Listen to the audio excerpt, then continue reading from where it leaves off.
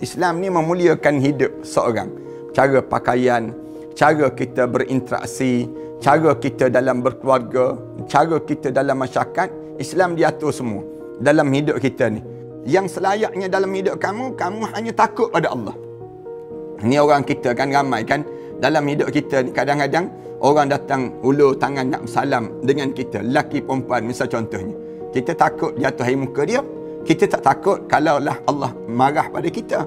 Kita jaga yang disebut dengan orang. Kita tak jaga yang kalau Allah marah. Kita sibuk nak jaga yang disebut dengan orang. Orang. Dalam hidup kita ni, nanti apa orang kata, nanti apa orang yang akan sebut. Padahal dalam hidup kita ni, wallahu ahaqqu an takhshah. Allah lah yang lebih layak kamu rasa takut dalam diri kamu. Kadang-kadang bahasa je. Dalam rumah tangga ni kadang-kadang suami isteri ni diguna bahasa-bahasa tertentu. Terasa hati dah. Sekarang ni lagi teruk. Ada handphone ni lagi cepat di kalangan kita kalau nak berkelahi. Isteri telefon tak dapat misal contoh. Dia mulalah syaitan masuk terus. Ataupun guna bahasa yang tak baik. Tertulis lah misal contoh. Bahasa yang tulis tu elok tapi dibaca dengan intonasi yang tak elok. Habis juga rumah tangga. Rumah tangga ni senang, syaitan masuk.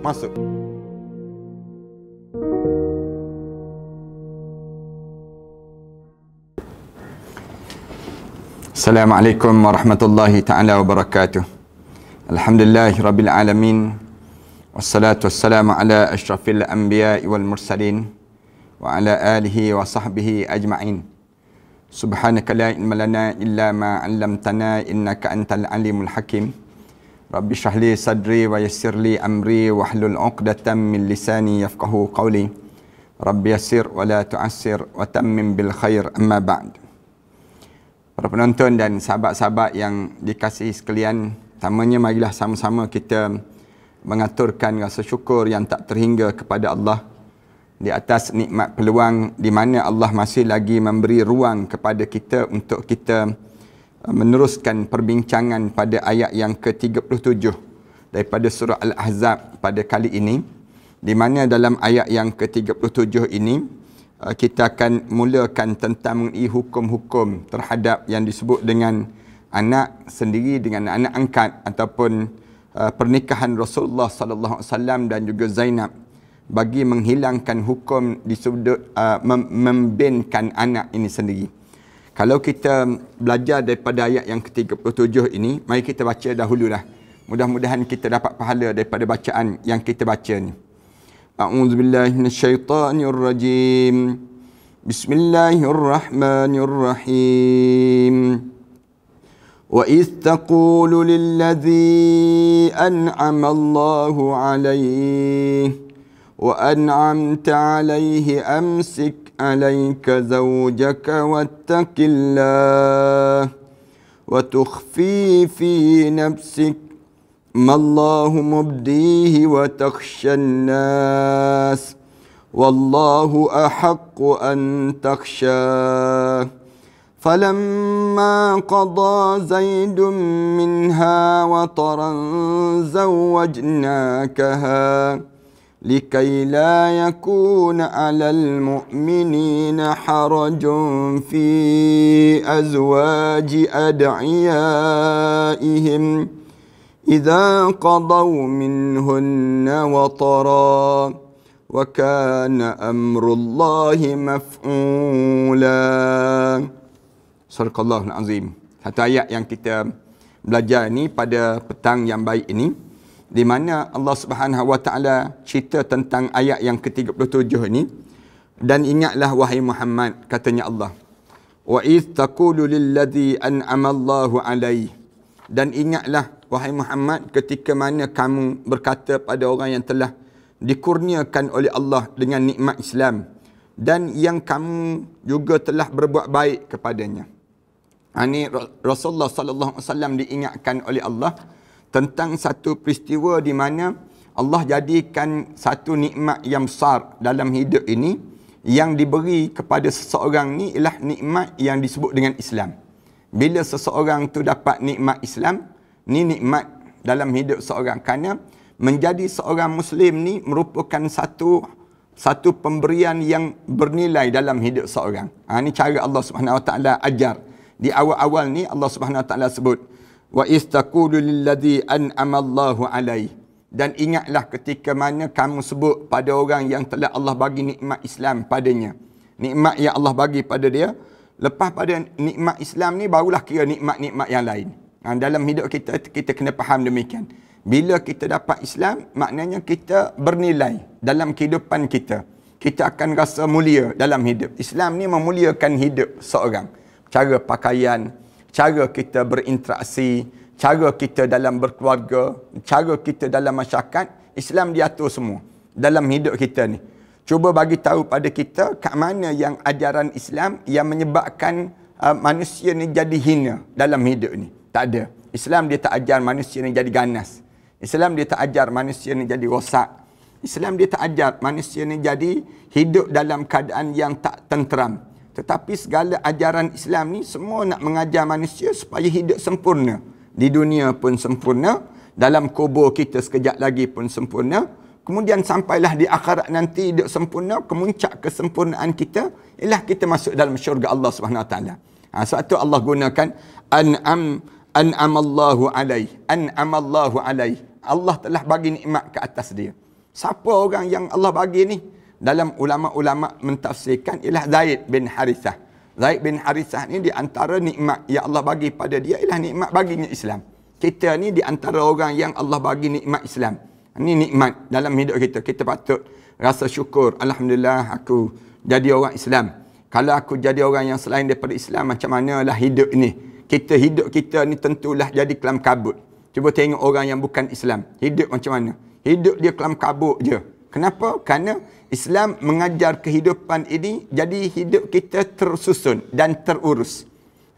Nikmatnya kita dapat Islam. Bila kita jadi orang Islam, terurus banyak benda. Cara pakaian kita, cara makan minum kita, tidur bangun kita. Segala benda yang kita buat di atas dunia ni tersusun semua. Sebab dia ada halal dan haram.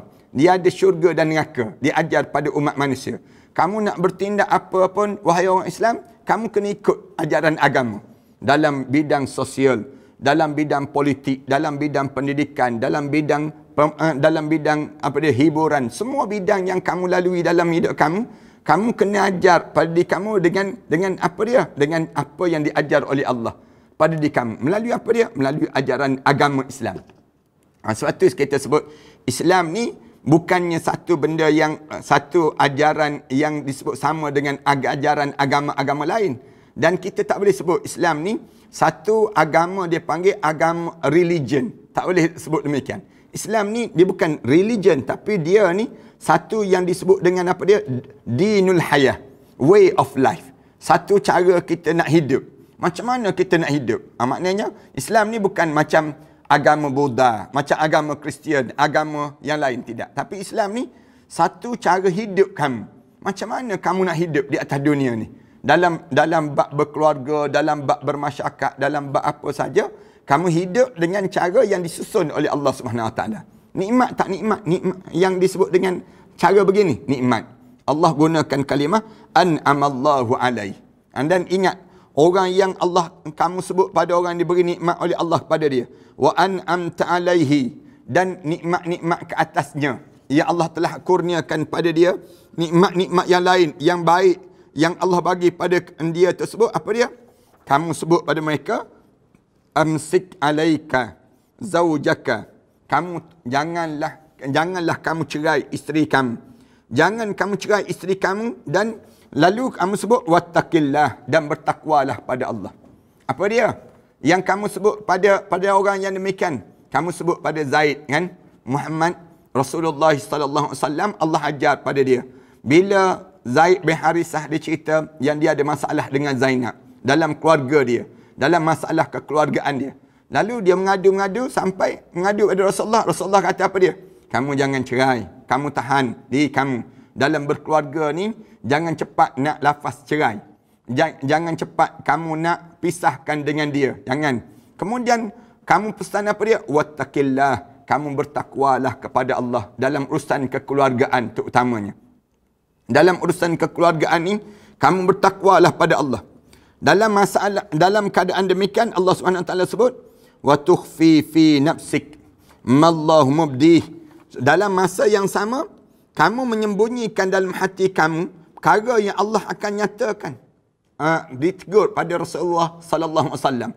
Kamunya sembunyikan dalam hati kamu yang Allah Subhanahu Wa Taala nak nyatakan. Kemudian dan kamu pula Rasulullah kemudian wa takhshan nas wallahu ahaqqu an takhshah. Kamu takut pada manusia. Allah Subhanahu Wa Taala sebut, kamu pula takut pada cacian manusia, padahal Allah lah yang layak kamu takuti daripada kamu langgar perintah Allah. Ni Rasulullah sallallahu alaihi wasallam dia sebut pada Zaid, Zaid, kamu jangan bercerai, takwa pada Allah. Tapi dalam hati Rasulullah ada benda yang lain. Ada perasaan yang lain dan kamu takut nanti orang kata apa pula. Sampai peringkat ada arahan lain dalam hidup yang perlu kamu lakukan. Kamu takut orang kata pada kamu wahai Muhammad. Kamu takut orang caci maki kamu. Tapi kamu yang selayaknya kamu takut ialah wa takhshallah. Wallahu ahaqqu an takhshah. Yang selayaknya dalam hidup kamu hanya takut pada Allah. Ini orang kita kan ramai kan dalam hidup kita ni kadang-kadang orang datang ulur tangan nak bersalam dengan kita, lelaki perempuan misal contohnya. Kita takut jatuh air muka dia. Kita tak takut kalaulah Allah marah pada kita. Kita jaga yang disebut dengan orang. Kita tak jaga yang kalau Allah marah. Kita sibuk nak jaga yang disebut dengan orang. Orang. Dalam hidup kita ni, nanti apa orang kata? Nanti apa orang yang akan sebut? Padahal dalam hidup kita ni, wallahu ahaqqu an takhshah. Allah lah yang lebih layak kamu rasa takut dalam diri kamu. Kamu jangan biarkan diri kamu ni jadi rasa takut dengan orang. Takut ditukar jawatan. Takut kalau tidak ada pengaruh. Takut orang unfriend kamu. Takut orang block kamu. Takut orang yang tak layan kamu. Takut macam-macam gaya lah. Orang kita takut kalau ditukar jawatan. Takut kalau sekiranya dia tak takut dengan Allah. Allah sebut wallahu ahaqqu an takhshah. Allah lah yang selayaknya kamu lebih takut dalam hidup kamu. Jangan takut. Ni takut dengan isteri pun takut. Dengan apa dia? Dengan hantu raya pun takut. Dengan apa dia? Dalam hidup dia. Takut semua. Kenapa dalam hidup kamu ni? Wallahu ahaqqu an takhshah. Allah lah yang selayaknya kamu takut. Cara Allah Subhanahu Wa Taala ajar demikian. Falamma qada Zaidun minha. Lalu Allah Subhanahu Wa Taala sebut. Kemudian setelah mana Zaid selesai habis kemahuannya terhadap isterinya. Maknanya apa dia? Dengan menceraikan isterinya Zainab. Ni Allah Subhanahu Wa Taala sebut. Falamma qada Zaidun minha wataran zawwajnakaha likai la yakuna 'alal mu'minin. Lepas pada diceraikan yang disebut dengan Zainab tersebut, isteri dia, kami kahwinkan kamu dengannya. Tiba-tiba Allah Subhanahu Wa Taala arahkan kepada Rasulullah sallallahu alaihi wasallam, kahwinlah dengan Zainab. Kahwin dengan Zainab. Zainab itu siapa? Menantu angkat, senang ceritanya. Zaid bin Harithah ni anak angkat Rasulullah sallallahu alaihi wasallam. Bila dia berkahwin dengan Zainab, dalam sekejap lagi kita akan sebut dalam setahun 2 tahun begitu, tiba-tiba perkahwinan ni tak berapa kufu, tak berapa sesuai. Yang menyebabkan berkelahi di kalangan suami isteri ni, lalu bercerai. Zaid pun bercerai. Sedangkan Rasulullah dah larang dah, jangan bercerai. Tiba-tiba Zaid ni cerai. Tapi dalam hati Rasulullah ada benda yang lain. Ya Allah Subhanahu Wa Taala arahkan. Akhirnya Allah arahkan supaya Rasulullah kahwin dengan Zainab. Tu ni cerita tentang mengenai kahwin dengan Zainab ni, kahwin dengan menantu angkat lah. Bahasa yang mudahnya, Zaid bin Harithah tu anak angkat Rasulullah. Kemudian isteri pada Zaid ialah Zainab. Kemudian dah cerai tersebut, Rasulullah diarahkan oleh Allah untuk berkahwin dengan Zainab, menantu angkat. Bila suruh kahwin tersebut dengan dia supaya apa dia? Supaya bila kahwin tu, falamma qada Zaidun minha wataran zawwajnakaha likai la yakuna 'alal mu'minin. Tujuan apa aku jadikan demikian? Supaya tidak ada keberatan atas orang-orang beriman untuk berkahwin dengan isteri anak-anak angkat mereka tersebut. Harajun fi azwaji adiyaihim. Supaya lepas pada ni dia jadi ilmu kepada yang disebut dengan orang mukmin yang lain untuk berkahwin dengan isteri kepada anak-anak angkat mereka. Idza qadaw minhunna watara. Itu pun Bila anak-anak angkat itu telah selesai habis kemahuan terhadap isterinya. Maknanya mana selesai dah cerai, habis dah iddah, maka bolehlah yang disebut dengan mertua angkat ini untuk kahwin dengan menantu angkat ini yang dalam keadaan yang Zaid bin Harisah itu bukan keturunan yang sah daripada kamu, tapi dia merupakan anak angkat kepada kamu wahai Muhammad. Wa kana amrullahi maf'ula. Dan apa yang terjadi ini sememangnya perkara yang dikehendaki oleh Allah supaya tetap berlaku juga. Nak jadikan satu ilmu dalam hidup kita ni, nak jadikan satu pengajaran dalam kehidupan ini. Ayat yang kita baca ni para hadirin sekalian, dalam ni penuh dengan hukum-hukum, penuh dengan ayat-ayat pengajaran untuk kita belajar sedikit. Tuan-tuan boleh tengok dalam kitab yang telah disusun ini, itu kitab Hebatnya Surah Al-Ahzab. Kalau tuan-tuan nak dapatkan kitab ni, tuan-tuan boleh berhubung dengan penerbit kepada kitab ini. Itu di mana di talian nantilah tuan-tuan boleh dapatkan kitab ni. Di mana dalam kitab ni diajar supaya kitanya belajar beberapa perkara. Antaranya Allah Ta'ala menceritakan perihal Nabi-Nya pada muka surat 100. Bahawa baginda sallallahu alaihi wasallam pernah mengatakan kepada bekas hambanya, anak angkat dia, itu Zaid bin Harithah. Zaid bin Harithah ini, Rasulullah pernah sebut, bila berlaku perbalahan suami isteri dalam rumah tangga ini, Rasulullah pesan pada Zaid bin Harithah, tahan terus isteri kamu dan bertakwalah kepada Allah. Maknanya jangan cerai, wahai Zaid bin Harithah. Kamu dengan isteri kamu tu jangan berkelahi. Jangan biarkan sampai peringkat berkelahi rumah tangga kamu, sehingga kan kamu bertakwa pada Allah. Dalam urusan dengan orang perempuan ni, dia panggil dengan urusan dengan orang perempuan ni, dia complicated. Istilah anak-anak muda kita sebut. Banyak seni dia. Seni seorang suami dengan isteri. Dia ada seni dia. Isteri dengan suami, dia ada seni dia. Seni-seni dalam kekeluargaan ini tak mudah untuk kita nak fahami.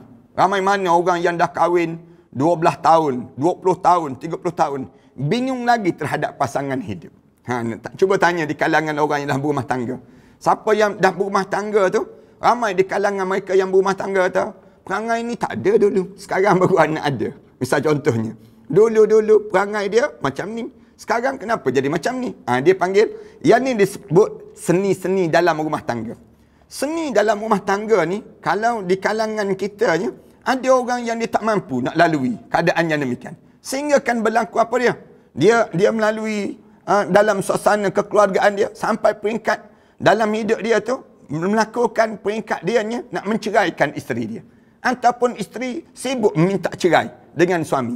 Pun ada juga demikian. Isteri sibuk bagi tahu pada suami, dah lah, cerai-cerailah saya ni begini. Demikian juga dengan suami. Suami ni, bila dia tertekan dalam rumah tangga, penyelesaian macam mana yang Islam ajar untuk kita nak selesaikan permasalahan ini. Kemuncak daripada yang masalah dalam kehidupan kekeluargaan ialah berlakunya perceraian. Tu pun Allah Subhanahu Wa Taala susun lagi. Cerai itu jangan talak 3 terus. Talak 1, talak 2, talak 3 dia panggil. Bila nampak tak boleh dah nak pergi dalam kehidupan kekeluargaan ni, ada masalah-masalah yang berlaku yang menyebabkan macam mana nak buat tersebut. Dalam Islam dia atur susun satu-satu. Yang mula-mula suami nasihat. Suami ingatkan isteri dia. Tegur isteri dia. Kemudian tidur asing. Pergi duduk, isteri tak dengar juga, tidur asing.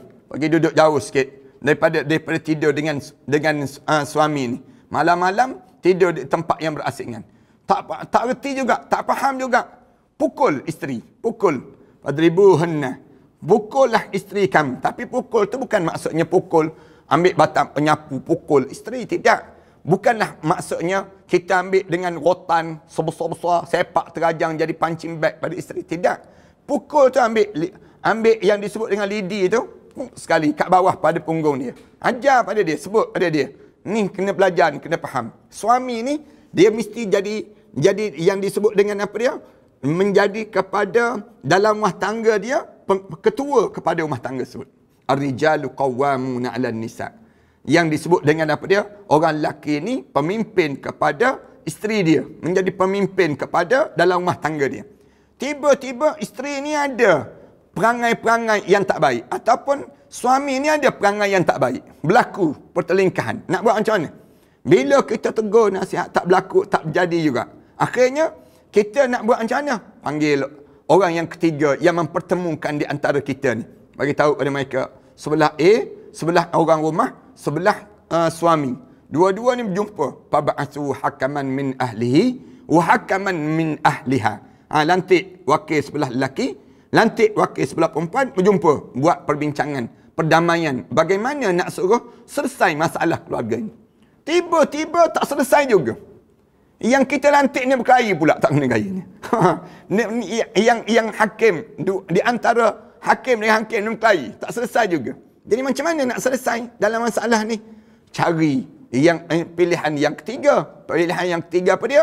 Di mana kitanya diajar supaya dalam Islamnya untuk menceraikan isteri. Cerai isteri. Cerai isteri ni, sebelum daripada ni Rasulullah sallallahu alaihi wasallam pesan kepada Zaid dalam rumah tangga ni, amsik alaika wattaqillah. Kamu kena amsik alaika zaujaka wattaqillah. Kamu tahan seboleh mungkin jangan cerai. Seboleh mungkin jangan cerai. Amsik alaika zaujaka.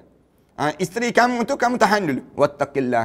Kamu bertakwa pada Allah. Kamu jaga dahulu sebelum daripada ni. Tu cara Islam dia ajar demikian. Tak boleh juga dalam masalah kekeluargaan ni cari jalan bertakwa, bingung juga dalam kekeluargaan. Kemuncak dia apa dia? Cerai. Cerai pun talak satu. Itu yang pertama. Kemudian rujuk balik. Kalau ada ruang, rujuk balik. Dah masing-masing duduk jauh tu, menung masing-masing.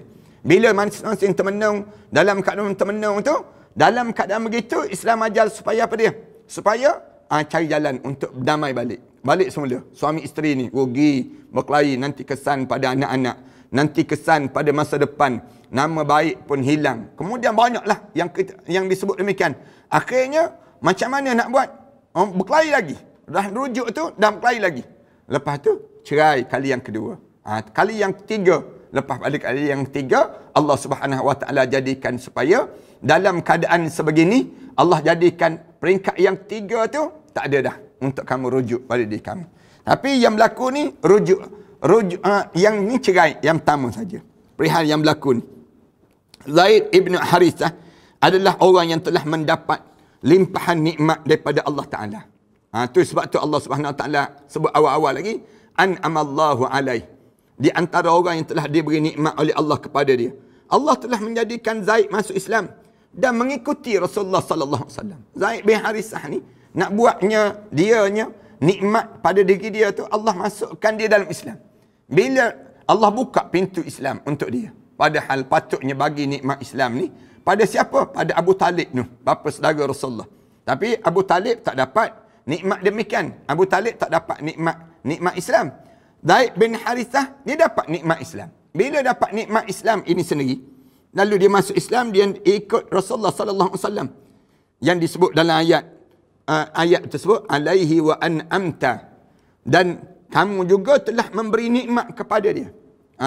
Nabi Rasulullah sallallahu alaihi wasallam telah memerdekakan Zaid daripada perhambaan sehingga dia menjadi seorang pemimpin besar yang dihormati. Zaid bin Harithah ni. Lepas pada dia masuk Islam, naik lagi kedudukan dia. Naik lagi apa dia? Allah bagi melalui Rasulullah sallallahu alaihi wasallam untuk merdekakan Zaid. Asal seorang hamba masuk Islam, Allah bagi nikmat Islam, jadi hamba pada Rasulullah, jadi anak angkat Rasulullah sallallahu alaihi wasallam. Dahlah masuk jadi anak angkat Rasulullah. Rasulullah sallallahu alaihi wasallam lepas pada dia jadi demikian, Rasulullah merdekakan Zaid bin Harithah. Yang menyebabkan daripada merdeka tu naik kedudukan Zaid bin Harithah ni terkemuka dan disegani, lagi dicintai oleh Nabi sallallahu alaihi wasallam. Allah sayang Rasulullah dengan Zaid ni. Dia mendapat gelaran nama Al-Hibbu.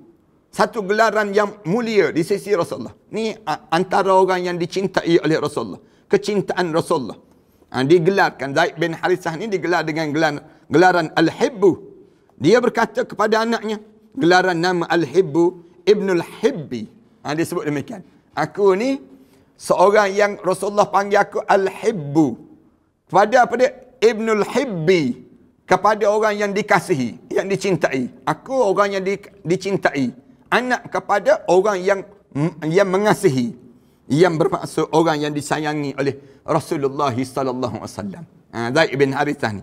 Siti Aisyah radhiyallahu anha pernah mengatakan bahawa Rasulullah sallallahu alaihi wasallam tidak sekali-kali mengutus dalam pasukan khusus, melainkan Rasulullah melantiknya sebagai pemimpin pasukan.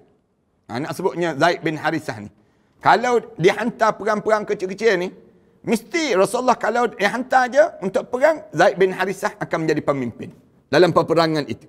Sekiranya Zaid bin Harithah hidup sesudah kewafatan Rasulullah sallallahu alaihi wasallam, pasti Rasulullah akan mengangkatnya menjadi khalifah Islam. Itu asalnya demikian. Kalau di riwayat ni banyaklah. Ada yang kata, kalau Rasulullah wafat, siapa yang akan ganti Rasulullah? Umar. Ada yang sebut, kalau yang wafat lepas pada Rasulullah, siapa dia? Ali. Di antara orang yang disebut nama-nama orang yang selayaknya mengganti Rasulullah, Zaid bin Harithah. Hadis ini telah diriwayatkan oleh Imam Ahmad yang menceritakan demikian. Rasulullah sendiri telah mengahwinkan Zaid dengan anak perempuan ibu saudara dia, sepupu Rasulullah. Rasulullah sallallahu alaihi wasallam dia kahwinkan dengan anak perempuan ibu saudara Rasulullah. Ibu saudara dia Zainab binti Jahsy As-Sadiyah. Dia kahwinkan Zaid dengan sepupu Rasulullah. Dia kahwinkan demikian. Ibunya bernama Umaymah binti Abdul Muttalib. Umaymah binti Abdul Muttalib. Anak Abdul Muttalib ni kan, kita belajar dalam sirah tu ada 10 orang. 10 orang ni, salah seorangnya nama Umaymah binti Abdul Muttalib. Umaymah ni adik-beradik kepada Abdullah, bapa Rasulullah sallallahu alaihi wasallam. Rasulullah sallallahu alaihi wasallam memberi mas kahwin untuk Zaid. Kahwin dengan Zainab ni sebanyak 10 dinar, 60 dirham. 10 dinar, 60 dirham. 6,000, lebih kurang 6,600 lah senang ceritanya pada diri kita.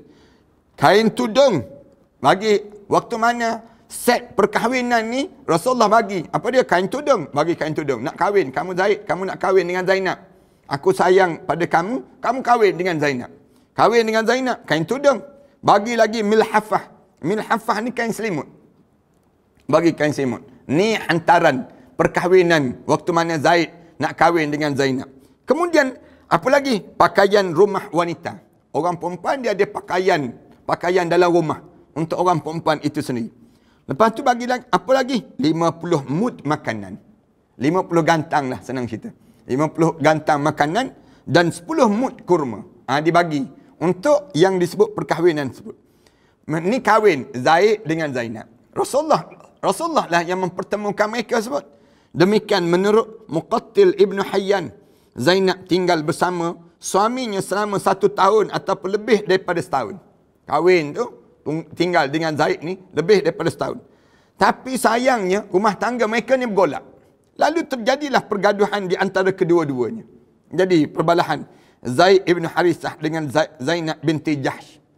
2 Z senang ceritanya. 2 Z ni. 2 Z ni walaupun nama tu nampak sama dah. Zaid dengan Zainab kahwin dalam keadaan begitu. Lalu Zaid mendatangi Rasulullah sallallahu alaihi wasallam untuk mengadu cerita masalah rumah tangga ni. Pergi berjumpa dengan Rasulullah, bagi tahu pada Rasulullah. Rasulullah nak buat macam mana Rasulullah terhadap keadaan yang berlaku ni. Rasulullah sallallahu alaihi wasallam mula menasihati Zaid melalui sabdanya, amsik alaika zaujaka wattaqillah. Ya Allah Subhanahu wa taala sebut tadi, kamu tahan, kamu dan isteri kamu tu, kamu jangan cerai. Kamu jangan cerai. Rasulullah sallallahu alaihi wasallam sebut demikian. Zaujaka, kamu jaga isteri kamu tu, wattaqillah, dan kamu bertakwa pada Allah. Ni masalah kekeluargaan kan. Bila masalah kekeluargaan ni adalah, sedangkan lidah pun tergigit. Nak sebutnya, ini kan kita dalam rumah tangga. Dalam rumah tangga tentu ada perkara-perkara yang tak disenangi. Baru kahwin pula tu, baru kahwin ni nak mesh tu, nak jadi rapat tu jadi payah. Mula-mula kahwin, perangai tak sama. Nak jadikan seorang jenis tidur terlentang, misal contoh. Seorang lagi jenis tidur dalam keadaan yang mengiring. Tu pun jadi masalah. Kadang-kadang bahasa je. Dalam rumah tangga ni kadang-kadang suami isteri ni diguna bahasa-bahasa tertentu. Terasa hati dah. Sekarang ni lagi teruk. Ada handphone ni lagi cepat di kalangan kita kalau nak berkelahi. Isteri telefon tak dapat, misal contoh. Dia mulalah syaitan masuk terus. Ataupun guna bahasa yang tak baik. Tertulis lah, misal contoh. Bahasa yang tulis tu elok, tapi dibaca dengan intonasi yang tak elok. Habis juga rumah tangga. Rumah tangga ni senang, syaitan masuk. Kebanyakan dalam rumah tangga ni masalah komunikasi. Breakdown, senang ceritanya. Komunikasi itu hancur bila isteri tak hormat suami. Ataupun suami tak hargai kerja isteri. Benda-benda macam ni je. Benda-benda yang kecil je yang menyebabkan akhirnya bila berlaku dalam keadaan demikian, hancur rumah tangga. Rasulullah dia pesan pada Zaid, bila berlaku demikian, baru kahwin setahun lebih, baru nak mengenali di antara satu sama lain, Rasulullah pesan apa dia? Rasulullah kata, amsik alaika zaujaka wattaqillah. Kamu dengan isteri kamu tu, kamu tahan, jangan cerai lagi. Kemudian kamu bertakwa pada Allah. Sabarlah. Dalam rumah tangga ni tak sama dengan keadaan yang belum berumah tangga. Orang kata tak sama macam mana Ustaz? Habis tu saya jadi tak berani nak kahwin Ustaz. Kalau sekiranya tak sama. Dia jemput demikian. Tak, jauh lebih indah berumah tangga dibandingkan dengan tak berumah tangga. Kalau ada anak-anak muda kata saya tak nak kahwin Ustaz. Kenapa? Takut berkelahi lah. Dia sebut demikian. Jangan gitu. Saya nak sebut anak muda, kalian kahwin. Kalian akan dapat nikmat dalam kekeluargaan. Ni biasa jadi demikian. Dalam kekeluargaan. Kita ni dalam rumah tangga, di kalangan kita kena saling berlapang dada. Banyakkan berlapang dada. Lepas tu banyakkan minta maaf. Di antara satu sama lain. Cepat-cepat minta maaf. Jangan bagi syaitan menang dalam rumah tangga. Kalau kita berkelahi tu, kita kena ingat terus. Tu syaitan tu masuk tu. Syaitan masuk. Jangan layan. Layan syaitan masuk dalam rumah tangga kita, hancur lebur rumah tangga kita. Jangan layan syaitan. Senyap dua-dua. Senyap wattaqillah. Rasulullah sebut bertakwalah pada Allah. Firman Allah Ta'ala, wa tukhfi fi nafsik. Sedangkan kamu menyembunyikan perasaan kamu dalam hati kamu. Mallahu mubdih. Dan pada apa yang Allah telah nyatakan pada kamu. Sedangkan kamunya wa takhshan nas. Kamu takut dengan manusia. Wallahu ahaqqu an takhsha. Allah yang lebih layak kamu rasa takut. Jangan ajar takut pada bini. Dia panggil demikian. Jangan ajar dalam hidup kita ni takut pada isteri. Ramai orang kita ni kena penyakit ni. Kenapa? Rasulullah dah sebut dah. Allah dah ajar dah melalui Rasulullah. Wallahu ahaqqu an takhsha. Allah yang layak untuk kamu takut. Bukan kamu kena takut dengan isteri kamu. Ataupun kamu takut dengan suami kamu. Bukan demikian. Dengan suami kena ada perasaan hormat. Manakala pada isteri kena ada perasaan kasih sayang. Itu cara demikian. Saling menguat. Yang kamu kena rasa takut dalam hidup kamu, bukan kamu takut dengan pasangan hidup kamu. Kamu takut pada Allah. Jangan biarkan. Kalau kamu takut pada Allah macam mana? Kamu jangan biarkan syaitan masuk dalam hubungan kamu. Sama ada mulut kamu, sama ada tubuh badan kamu, sama ada sahabat bersahabat kamu. Semua ni benda-benda yang boleh menyebabkan kehancuran rumah tangga. Orang kita ni, dia berkelahi punca apa dia? Kerana ada orang cucuk. Ada yang menyucuk. Yang menyucuk tu, sebut boleh tahan juga. Dia mentang-mentang dia tu, rumah tangga dia hancur. Kemudian dia nak suruh tengok orang lain pun hancur juga. Yang ni bahaya. Jangan kita berkawan dengan orang-orang yang boleh merosakkan rumah tangga. Jangan dengar nasihat-nasihat mereka yang merosakkan. Jangan kita ajar dalam diri kita ni yang menyebabkan akhirnya kita tak rasa takut pada Allah. Lepas tu takut dengan siapa? Takut dengan isteri. Allah, takut dengan isteri. Sampai isteri kata duduk. Sampai isteri kata apa dia? Isteri kata jangan pergi ke surau, tak pergi ke surau. Allahu Akbar. Pelik. Isteri kata pergi ke pasar, pergi beli barang, dia pun pergi.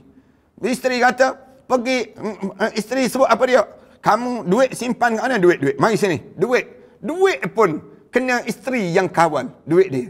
Maknanya kamu ni melampau dah dalam kekeluargaan kamu. Sehingga mak ayah kamu pun kamu tak peduli kerana kamu sibuk nak jaga isteri kamu. Sedangkan kamu tak takut pada Allah SWT. Jaga-jaga tu orang lelaki ramai dah kena penyakit takut bini, dia panggil demikian. Di Malaysia kita ni, saya sebut banyak kali. Orang Melayu kita ni kebanyakan jadi demikian. Saya heran kenapa di kalangan kita ni jadi demikian. Penyakit akhir zaman. Betul. Yang berlaku di kalangan masyarakat kita ni. Penyakit takut. Nak kahwin pun takut. Dah kahwin takut pula pada bini. Sedangkan wallahu ahaqqu an takhsha. Allah yang selayaknya kamu takut. Kamu kena tegurlah isteri kamu. Yang isteri itu tak tutup aurat, kamu tak takut. Yang isteri kamu ni buat maksiat, kamu tak takut. Isteri kamu melayan handphone dalam hidup dia. Yang rumah tangga tak terjaga, misal contoh. Kamu tak takut. Keadaan demikian. Tapi dalam hidup kita diajar supaya apa dia? Takut ada Allah. Jangan takut pada yang disebut dengan sama makhluk. Sehingga kan hilang khalik dalam hidup kita. Ramai orang kita kena penyakit ni panggil. Yang tak tahan, yang Tok Imam pula takut bini tu. Dipanggil demikian. Yang tak tahan, ustaz-ustaz. Nazir masjid pula tu. Bekas dah sekarang nazir tersebut. Nak sebutnya takut juga pada isteri. Nak gambarkan takut pada isteri. Ni jadi takut dalam hidup. Sehingga kan kita ni jadi dalam keadaan tak tahu peribadi kita yang Allah Subhanahu Wa Taala sebut. Wallahu ahaqqu an takhsha. Allah lah yang selayaknya takut. Ditakuti dalam hidup kami. Imam Bukhari telah meriwayatkan pula sebahagiannya secara ringkas daripada Anas ibn Malik radhiyallahu anhu yang mengatakan bahawa sesungguhnya ayat ini dan kamu menyembunyikan di dalam hati kamu apa yang Allah akan nyatakan. Ayat ini diturunkan berkaitan dengan peristiwa Zainab binti Jahsh dan juga Zaid bin Harisah radhiyallahu anhu. Adapun firman Allah Taala, falamma qada Zaidun. Sedangkan dalam hidup tersebut, dalam hidup ni Allah Subhanahu Wa Taala dah tentu dah keadaan yang bagaimana. Tiba-tiba berlaku falamma qada Zaidun minha wataran zawwajnakaha. Apabila tatkala mana Zaid telah menceraikan isterinya, itu akhirnya cerai juga. Tak boleh tahan dalam kekeluargaan ini, cerai isteri dia. Lalu kami arahkan supaya kamu kahwin dengan Zainab itu pula. Kahwin, Rasulullah kamu kahwin dengan Zainab. Kalimah al-watar bermaksud keperluan dan hajat. Allah guna falamma qada Zaidun minha watara. Maknanya habis dah masa kamu dengan isteri kamu tu. Dah isteri kamu dah dapat dah keadaan dia. Kemudian kamu pun dah dapat keadaan kamu. Dipanggil watara. Kamu dah selesai dah. Dipanggil demikian zawwajnakaha. Lalu Allah gunakan dengan demikian itu setelah Zaid selesai keperluan dia dengan Zainab. Maknanya dah tak sesuai dah. Lalu dia menceraikannya. Lalu Allah Ta'ala mengahwinkan Rasulullah sallallahu alaihi wasallam dengan Zainab. Allah arahkan Rasulullah, Muhammad kamu kahwin dengan Zainab. Zainab itu sendiri. Yang mengahwinkan Rasulullah dengan Zainab adalah Allah secara langsung. Maksudnya arahan daripada Allah Subhanahu Wa Taala. Allah arahkan kamu kahwin dengan Zainab. Maknanya anak angkat kamu, menantu angkatlah kamu ni dengan Zainab. Patutnya demikian. Tapi aku arahkan kamu kahwinkan dengan Zainab. Dengan kata lain, Allah menurunkan wahyu kepada nabinya dan memerintahkan kepadanya agar mengahwini Zainab tanpa wali, tanpa akad, tanpa mahar dan tanpa saksi dalam kalangan manusia, melainkan semuanya dalam genggaman kekuasaan Allah.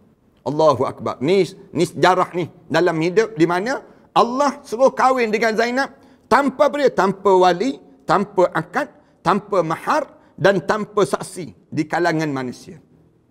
Disebut oleh alim ulama. Imam Ahmad mengatakan, diriwayatkan daripada Sabit, daripada Anas radhiyallahu anhu. Ini satu perkahwinan yang tak perlu, yang perkahwinan yang dijadikan satu kemuliaan pada Rasulullah dan juga Zainab. Maknanya tak sama dengan perkahwinan biasa. Perkahwinan dengan Zainab ni perkahwinan tanpa akad, tanpa wali, tanpa saksi, kemudian tanpa mahar, kahwin. Demikian. Imam Ahmad mengatakan, diriwayatkan daripada Sabit, daripada Anas radhiyallahu anhu yang menceritakan bahawa setelah berakhirnya iddah Zainab, Rasulullah bersabda pada Zaid bin Harisah, pergilah kamu ke rumah Zainab dan katakan bahawa aku akan melamarnya.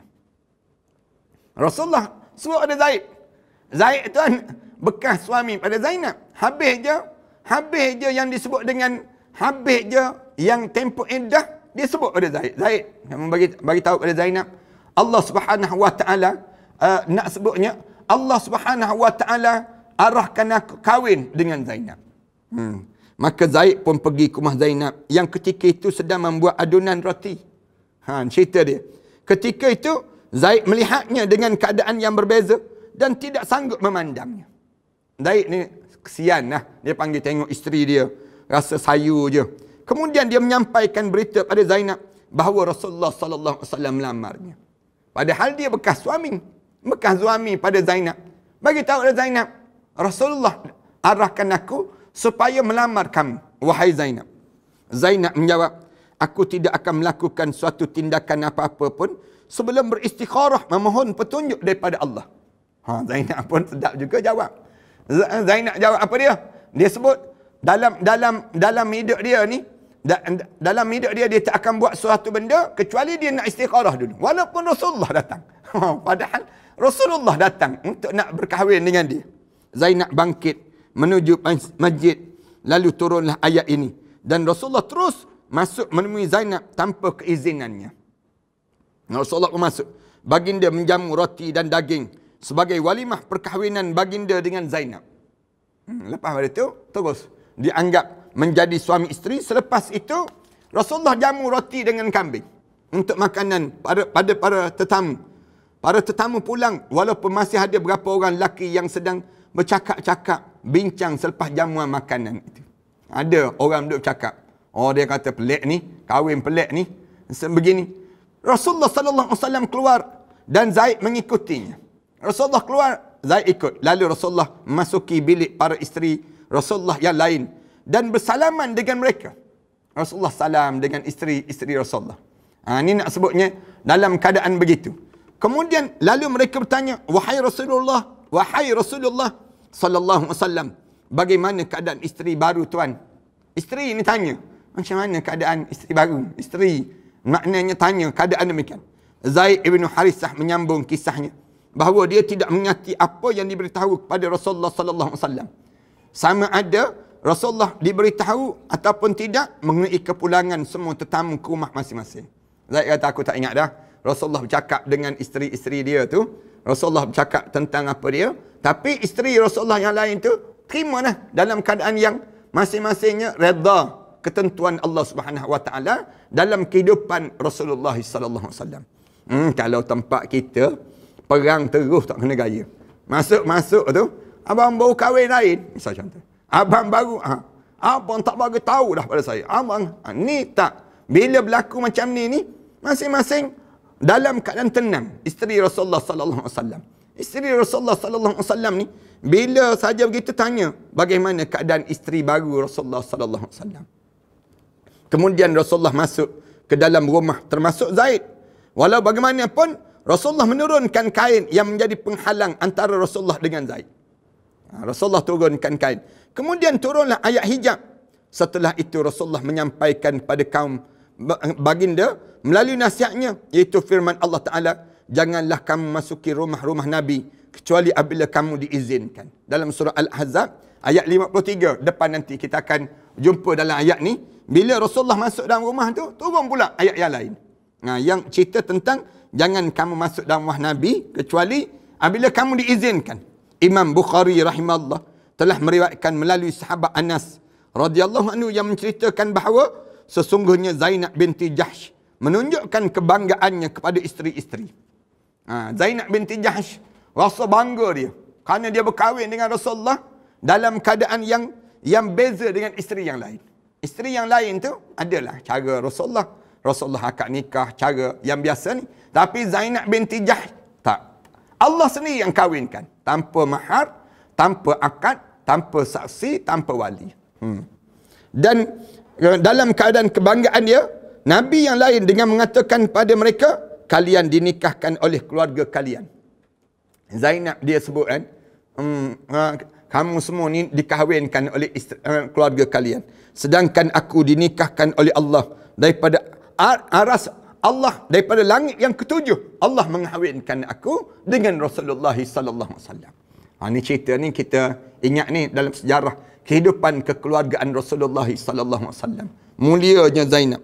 Di dalam tafsir surah An-Nur, kami telah menyebut sebuah riwayat daripada Muhammad ibnu Abdullah ibnu Jahsh yang telah menceritakan perihal Zainab dan Aisyah saling berbangga diri. Pernah masing-masing isteri kata, alah iyalah kamu mulia cara kamu, kami mulia cara kami. Masing-masing dalam keadaan yang dalam keadaan apa dia? Kita ni dimuliakan oleh Allah. Kenapa? Kita jadi isteri Rasulullah sallallahu alaihi wasallam. Jadi isteri Rasulullah ni jadi mulia. Walaupun kamu dikahwinkan melalui apa dia? Melalui yang namakan dengan Allah direct kahwin kamu. Kami manusia yang kahwinkan kami. Kemudian ada yang macam-macam gaya, yang cara kahwin tersebut. Tapi ada dua-dua orang ni, Zainab berbangga, Aisyah pun berbangga. Pernah berlaku sebut, Aisyah berkata, akulah isteri yang pembersih, namanya diturunkan daripada langit. Hebat lagi. Aisyah kata, aku isteri yang pembersihan namanya diturunkan daripada langit. Akhirnya Zainab mengakui keutamaan Siti Aisyah. Aisyah kata, kamu Allah kahwin, tapi aku nak membersihkan yang disebut dengan turun dengan penuh kebersihan nama diturunkan daripada langit. Firman Allah Ta'ala, likai la yakuna 'alal mu'minina harajun fi azwaji ad'iyaihim idza qadaw minhunna watara. Supaya tidak ada keberatan bagi orang mukmin untuk mengahwini isteri-isteri anak-anak angkat mereka. Lepas pada ni ingat ya, anak angkat tu kalau berlaku kes di mana bapa angkat nak kahwin dengan menantu angkat, boleh tak boleh? Boleh. Ni berdasar pada Allah sebut likai la yakuna 'alal mu'minina harajun, dan tidak menjadi beban kepada orang mukmin dalam melaksanakan perkahwinan fi azwaji adiyaihim, yang dia boleh kahwin dengan bekas isteri kepada anak-anak angkat mereka sebut. Idza qadaw minhunna wa tara, bila yang disebut dengan anak angkat itu menceraikan isteri dia tersebut, maka bolehlah ayah angkat kahwin dengan menantu angkat tadi. Allah Ta'ala mengharuskan perkahwinan dengan isteri anak angkat supaya tidak menjadi keberatan bagi orang mukmin untuk mengahwini wanita-wanita yang telah diceraikan oleh anak-anak angkat mereka. Ini cara Allah nak jadikan demikian. Demikian hal sebelum kenabian.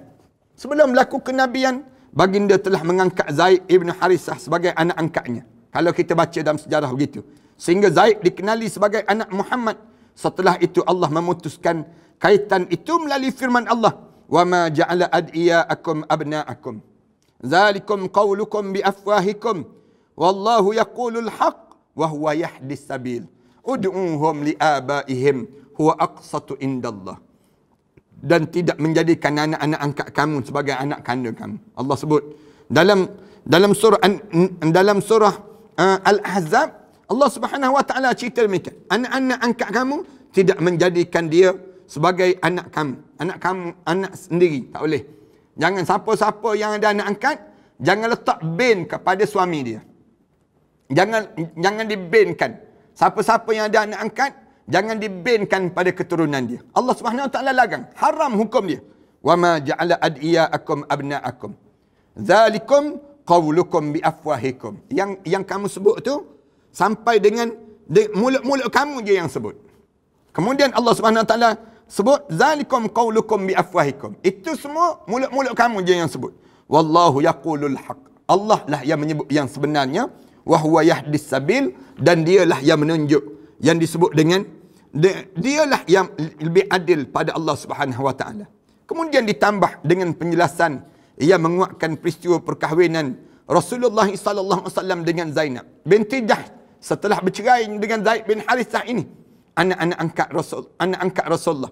Oleh sebab itulah dalam ayat surah At-Tahrim disebut wa halailu abnaihim wa halailu abnaikum alladhina min aslabikum, dan diharamkan bagi kamu isteri-isteri anak-anak kandung menantu kamu tersebut.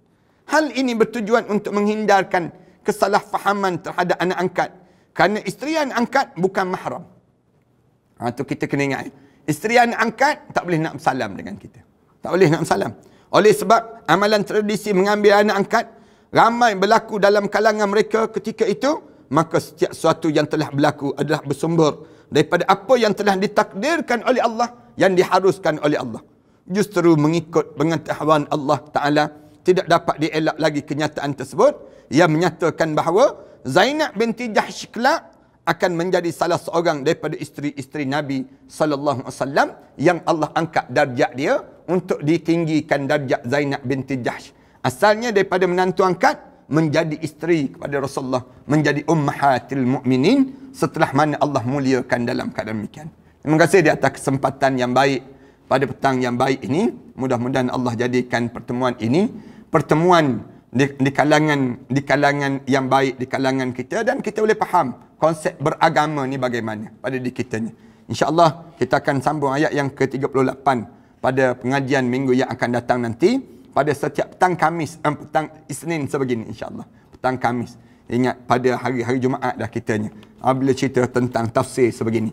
InsyaAllah mudah-mudahan Allah jadikan kebaikan dalam hidup kita, dan Allah tambahkan lagi kebaikan-kebaikan yang tambah di kalangan sahabat-sahabat yang menonton dan yang share, dan juga yang turut serta dalam program sebegini. Mudah-mudahan Allah panjangkan umur kita dan Allah masukkan kita di kalangan hamba-hamba Allah yang saleh. Terima kasih sekali lagi atas sumbangan tuan-tuan. Mudah-mudahan Allah panjangkan umur kita dan Allah berkati amalan kita. Aku qouli hadza astaghfirullah li wa lakum. Wassalamualaikum warahmatullahi taala wabarakatuh. Bismillahirrahmanirrahim. Alhamdulillahirabbil alamin. Wassalatu wassalamu ala rasul amin wa ala alihi wa sahbihi ajma'in. Rabbana iftah bainana wa baina qaumina bil haqq wa anta khairul fatihin. Rabbana zalamna anfusana wa illam taghfir lana wa tarhamna lanakuna minal khasirin. Rabbana wa tub alaina innaka antat tawwabur rahim. Rabbana atina fid dunya hasanah wa fil akhirati hasanah wa qina adzaban nar. Sallallahu ala Muhammad wa ala alihi wa sahbihi wasallam. Alhamdulillahirabbil alamin.